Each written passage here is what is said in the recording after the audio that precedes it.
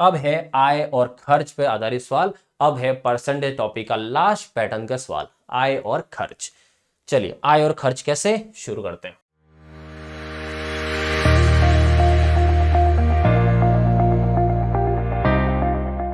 किसी आदमी को वर्ष 2007 में 88,000 रुपए वार्षिक वेतन, यह है वार्षिक वेतन के रूप में प्राप्त हुए, जो उसके वर्ष 2006 के वार्षिक वेतन से 10% अधिक थे। तो 2006 में जितना भी उससे कमाया होगा उससे अधिक। तो ये पूछ रहा है कि 2006 में उसका वार्षिक वेतन कितना था। तो ये तो डायरेक्ट सवाल हो गया भाई। 2006 और 2007, यहां पर उसका पेमेंट कितना था पता नहीं अपन को, 100% मान लो। ठीक है, यहां से यहां उसका पेमेंट कितना बढ़ गया, 10%, मतलब कितना परसेंट हो गया, 110% हो गया। और वो कह रहा है कि 2007 में उसका पेमेंट कितना है, 88,000 है। इसका मतलब वो यूं कहना चाह रहा है कि 110% जो है उसकी वैल्यू 88,000 है। 110% का आंसर कितना है, 88,000। तो पूछ रहा है कि फिर 2006 की वैल्यू बताओ, मतलब 100% का आंसर बताओ। तो पहले 1% निकाल देते हैं। 1% कितना हुआ, 88,000 अपॉन में 110, ये 1% हुआ। और 100% निकालना तो इसको 100 से गुणा कर लो।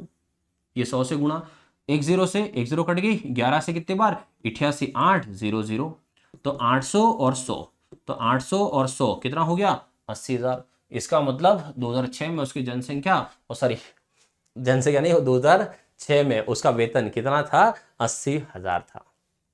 और आगे बढ़ते हैं और देखो, श्री गिरधर घरेलू चीजों पर अपनी मासिक आय का 50% खर्च करता है। तो कितना खर्च कर दिया, 50%। तो उसकी मासिक आय कितनी है वो तो अपन को पता नहीं है।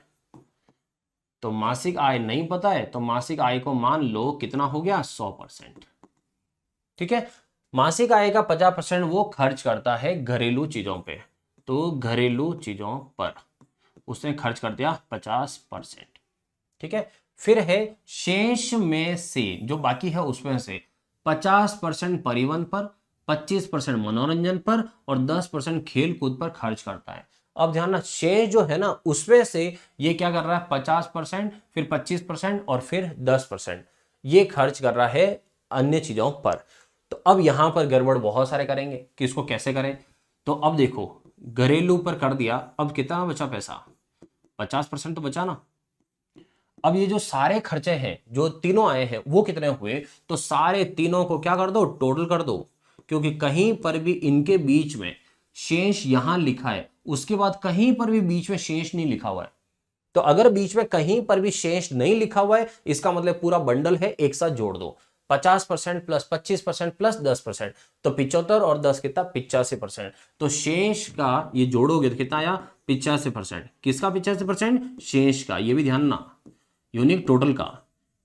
ये 85% किसका है, शेष का 85% इसके खर्च हुआ परिवहन, मनोरंजन और खेलकूद पर।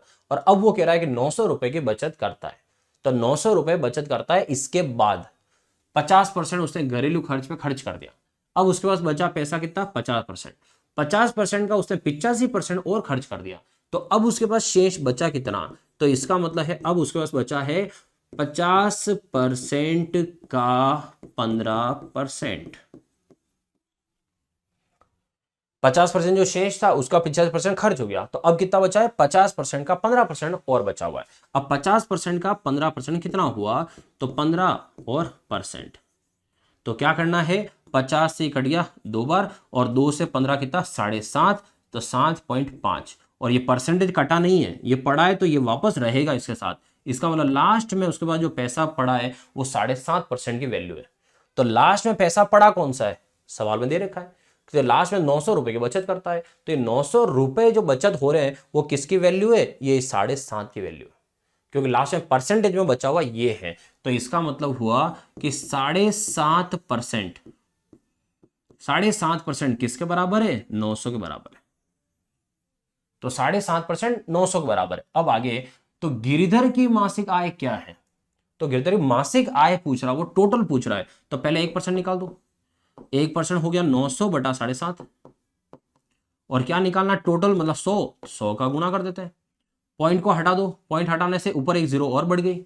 ठीक है, अब 25 के पहाड़े से 3 बार और 25 के पहाड़े से ये 4 बार, 3 से ये कट रहा है कितना, 3,000, और 3000 को 4 से गुणा, 3000 को 4 से गुणा मतलब कितना हो गया 12,000।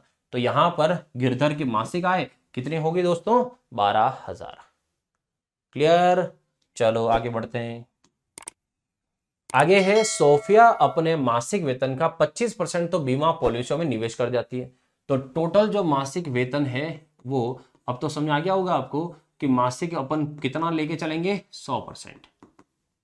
उसमें से उसने बीमा पॉलिसी पे तो बीमा में कितना खर्च कर दिया उसने 25% बीमा में लगा दिया पैसा। फिर वह अपने मासिक वेतन के 15% को खरीदारी, अब देखना इसने शेष नहीं बोला है, क्या बोला है मासिक वेतन के 15% खरीदारी पे। तो खरीदारी पे पैसा गया है, वो गया है टोटल कितना 15%। फिर आगे और 35% को पारिवारिक व्यय पे। तो इसका मतलब पारिवारिक पे जो दिया है उसमें भी कहीं पर भी शेष का नाम नहीं है, तो 35% यहां खर्च कर दिया है उसने। ठीक है, अब देखो ये इतना पैसा तो उसका खर्च हो चुका है, तो यहां से 35 और 15 50 और 25 75, इसका मतलब 75% पैसा तो खर्च हो चुका है। तो पैसा कितना बचा 25%। तो अब ये कह रहा है कि शेष 9050 की बचत करती है। तो पैसा तो बचा है 25% और संख्या में जो पैसा वो कितना है 9050। इसका मतलब 25% की वैल्यू कितनी हुई 9050। अब सोफिया का वार्षिक आय कितनी, ये भी ध्यान रखना। यहां सवाल तो चल रहा था मासिक का और पूछ क्या लिया है वार्षिक कितनी। तो पहले तो अपन महीने का निकाल देते हैं। 25% का आंसर अगर आपको पता है तो 100% निकाल दें, तो 100% का मतलब 4 से गुणा कर दो, एक ही बात है 100% हो जाएगा। तो इसको भी किससे गुणा कर देंगे 4 से, तो ये भी 100 हो जाएगा। 4 से गुणा देखो 9050, 50 रुपए 4 बार 200 और 9 इंटू 4 कितना 36। इसका मतलब कितना हुआ 36,200, जो है किसकी वैल्यू 100% की। ये है महीने का पेमेंट। अब उसने पूछा वार्षिक पेमेंट बताओ, मतलब किसका गुणा करते हैं 12 का। तो 12 का गुणा कर लेते हैं। तो 0 फिर 0, 12 2 24 हासिल 2, 12 6 72, 72 और 2 74, 7, 12 3 36, 36 और 7 43, 43 44 0 0। तो 43 44 0 0, ये है सोफिया का वार्षिक वेतन। नेक्स्ट आगे देखो, किसी व्यक्ति की मासिक आय 13,500 रुपए थी। तो महीने की आय 13,500 रुपए थी। ठीक है, तथा उसका व्यय खर्च 9,000 रुपए था। भाई जो सैलरी आती है उसमें से क्या होता है तो वो आपके सामने है और मैं बता भी दूं। जब सैलरी आती है तो वो अपनी आय हुई, उसमें से सबसे पहले इनकम जितनी आए नहीं उससे पहले तो खर्चे की प्लानिंग हो जाती है कि कितना पैसा निकलने वाला इस महीने। तो सबसे पहले इनकम आई, उसमें से क्या होता है खर्च, और जो गलती से रह जाए उसे क्या कहते हैं बचत। ठीक है, मतलब ध्यान ना, जो इनकम होती है वो किसके बराबर होती है खर्च प्लस बचत के बराबर होती है। तो इनकम इतनी आई, इतना खर्चा हो गया, तो फिक्स बात है अब दूसरा जो बचा है वो क्या है बचत ही हुई होगी, जो सवाल वाले ने कहीं बोला ही नहीं। लेकिन वो तो आपको समझना पड़ेगा कि यहां से 13,500 कमाए आई, 9,000 खर्च हुआ, तो बाकी का पैसा तो पड़ा होगा। तो बाकी पैसा कितना है 4,500, जो क्या है बचत है। आगे उससे क्या बोला है, अगले वर्ष उसकी आय 14% बढ़ गई। तो यहां से 14% बढ़ गई है, तो एक बार मैं ऐसा लिख देता हूं, ये 14% इनकम बढ़ गई। तथा उसका व्यय 7% बढ़ गया, मतलब इसने खर्चा भी फिर बढ़ा दिया। तो कितना बढ़ा दिया 7% खर्चा बढ़ा दिया। तो उसकी बचत में कितने परसेंट वृद्धि हुई देखा। अब उसने पूछ ही लिया, तो पहले तो उसने कहीं नाम नहीं लिया, लेकिन अब वो पूछ रहा है। तो अब अपन क्या करते हैं इनकी इनकम बढ़ाते हैं। 13,500 रुपए का 14% बढ़ा दो, तो 2 0 से 2 0, 14 5 70 हासिल 7, 14 3 42 और 7, तो 42 और 7 49, 4 14 4 18, मतलब इसकी सैलरी कितनी बढ़ गई 1890 रुपए बढ़ गई है। तो 1890 रुपए इसकी सैलरी में अपन बढ़ा देते हैं। तो 1890, तो यहां पर मैं प्लस कर देता हूं 1890, 0 9 3 5, ये 15,390 सैलरी है। और इधर खर्चा कितना हो गया, 7% बढ़ गया, तो 9,000 का 7%, 20 कैंसिल, ये हुआ 630 रुपए। तो इसने 630 रुपए खर्चा बढ़ा दिया। अब ये खर्च कितना करने लग गया, 9,630 रुपए खर्च करने लग गया। तो इसका मतलब जो सैलरी आई उसमें से कितना खर्चा हुआ सब आपको पता है, तो इसका मतलब बचत भी फिर तो पता ही है। तो इसमें से लेस कर दो, बचत आ जाएगी। तो इसमें से अपन घटा देते हैं, तो इसमें से इसको घटाओ, 0 0 0, 9 में से 3 गया 6, फिर यहाँ 3 में से, तो 13 में से 6 गया 7, ठीक है। फिर यहाँ पर 14 में से 9 गया, तो 14 में से 9 गया कितना आया, 5। इसका मतलब हुआ कि अब उसकी बचत कितनी हो रही है, 5,760, और पहले बचत कितनी हो रही थी, 4,500। यहां से यहां इसकी बचत कितने रुपए बढ़ गई है वो निकाल दो, ताकि प्रतिशत में हो जाएगा। तो कितनी बचत बढ़ गई है, तो आप समझो 4,500 से 5,500, 1,000 रुपए दिया हो गया। अब ऊपर से कितना है, तो ऊपर से 260 और है। तो इसका मतलब टोटल जो बचत बढ़ी है इसकी, वो बचत कितनी बढ़ गई है, तो यहां से 1,000 और ऊपर से 260, तो 1,000 और 260 1,260। लेकिन वो किस में पूछ रहा है, परसेंटेज में पूछ रहा है कि बचत आप परसेंटेज में बताओ कितना परसेंट बढ़ी है। तो 1,260 रुपए बढ़ गई है। और कहां से बढ़ी है, तो पहले वो 4,500 की बचत करता था, जहां से बढ़ी है। तो 4,500 और इंटू क्या करेंगे 100, 2 0 से 2 0 कट गई। अब 45, 9 के पार्ट से काट दो, 9 से कितनी बार 5, 9 से, अब आते हैं तो 9 से 5 बार, 9 से 1, फिर 3 0, 9 चौक 36 और 0, फिर 5 से काटो, तो 5 से कितनी बार 7 और 0। इसका मतलब हुआ कि उसकी जो बचत है उस बचत अब कितनी हो गई, 70% हो गई वहां से। मतलब पहले जो थी वहां से 70% उसकी बचत क्या हो गई है, बढ़ गई है। तो 70%, अच्छा ये हमारे भाई साहब ने वापस मिसप्रिंट कर दिया है, ये 70 है, 7 नहीं है 70 है। तो इसका आंसर कितना हो गया, 70%। डन, चलिए हो गया अब तो ये है किसी भिन्न में वृद्धि और कमी, टाइप 11। ठीक है, 11वीं टाइप में अब मैं आ चुका हूं। तो लास्ट 2 सवाल और है दोस्तों, फिर अपना प्रतिशत का टॉपिक यहीं पर खत्म हो जाएगा। तो भिन्न, फ्रैक्शन में वृद्धि और कमी कैसे, देखो कोई भिन्न है, भिन्न मतलब हुआ फ्रैक्शन नंबर ऊपर नीचे जो अंश और हर होता है। अब अंश और हर, तो ये हुआ x अंश और नीचे ये हो गया हर y। ठीक है, वो कह रहा है कि अंश में 50% वृद्धि। अब इस पॉइंट को समझना, अंश में मैं 50% बढ़ा रहा हूं। अब लोग अलग अलग तरीके से बढ़ाएंगे। कुछ लोग क्या करेंगे, x प्लस एक्स इंटू 50% करेंगे, कुछ लोग डायरेक्ट x प्लस 50% लिखेंगे। ऐसा मत समझो, यो समझो कि जैसे आपकी सैलरी 10,000 है, ठीक है, आपकी सैलरी 10,000 है, अब 50% सैलरी बढ़ गई, तो 10,000 तो थी, 50,000 बढ़ गई है, इसका मतलब सैलरी कितनी हो गई है, 15,000 हो गई है। तो इसका मतलब क्या हुआ, 50% बढ़ी है, तो पहले कितने परसेंट थी, परसेंट समझो। तो कोई भी सैलरी अपने आप में 100% है, 50% क्या हो गई, बढ़ गई है, तो 50% बढ़ गई, इसका मतलब अब कितना परसेंट हो गई, 150%। किसका 150%, जो पहले चल रही थी। नहीं समझना तो वापस समझा रहा हूं। जैसे समझो महंगाई भत्ते वगैरह कुछ भी बढ़ते हैं, जैसे 20% महंगाई भत्ते बढ़ गए, तो 20% बढ़ गया, पहले वाला मान लो 100%, अब कितना बढ़ गया 20%, तो महंगाई भत्ता कितना हो गया 120%। लेकिन किसका 120, जो पहले चल रहा होगा उसका 120% हो गया। तो यहां पर आपको ज्यादा लंबा चौड़ा नहीं करना है, बस एक लाइन में आपका आंसर आ जाएगा। कैसे, देखो अंश में 50% बढ़ाना है ना, तो आप क्या करना, जो अंश है उसको मैं पूरा प्रॉपर बताता हूं। पहले जो अंश होगा वो अपन को नहीं पता है, उसको कितना मान लो 100%, उसमें कितना बढ़ाना है 50%, ये उसमें 50% बढ़ा दिया। ऐसे हमेशा ऐसे बढ़ाओ कि उसमें बढ़ा दिया। हर में 20% कमी कर दी, तो हर पुराने कितना अपन को नहीं पता, तो पुराना 100%, उसमें कितनी कमी कर दी 20%। ये ऐसे ऐसे किया करो। अब वापस लिख रहा हूं प्रॉपर अंश, और ये तो सिर्फ समझाने के लिए लिखा है, एग्जाम में आप डायरेक्ट करोगे।